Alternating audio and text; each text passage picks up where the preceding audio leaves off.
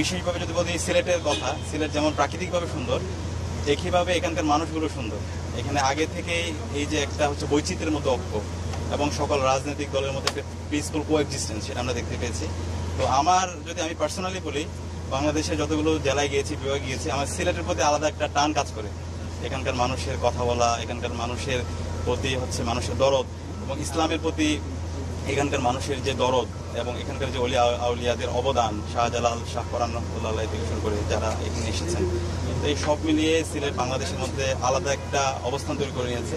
বাংলাদেশের মানুষ এবং সিলেটের যে মানুষ, তাদের যে অবদান, এবং দেশের হচ্ছে আমাদের রেমিটেন্সে সিলেটের এখানকার মানুষের যে অবদান, দেশের গ্রোথের ক্ষেত্রে যে অবদান, সেই অবদানটা অনস্বীকার্য।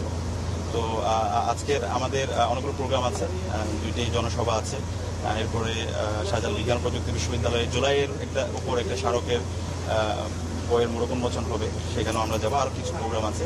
তো সব মিলে আশা করছি একটি প্রাণবন্ত একটি দিন হবে ইনশাআল্লাহ, এবং সব মিলিয়ে আমরা সিলেটের সর্বস্তর মানুষের স্বতঃস্ফূর্ত রেসপন্স দেখতে পাচ্ছি। আপনারা জানেন বাংলাদেশের সাবেক 3বারের প্রধানমন্ত্রী বেগম খালেদা জিয়া, তিনি হাসপাতালে আছেন, আইসিইউতে আছেন।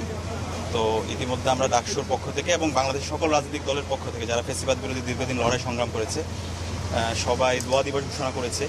আমরা আল্লাহর কাছে দোয়া করছি যেন বেগম খালেদা জিয়াকে আল্লাহ তাআলা দ্রুত সুস্থতা নিয়ামত দান করেন। আল্লাহুম্মা আমিন।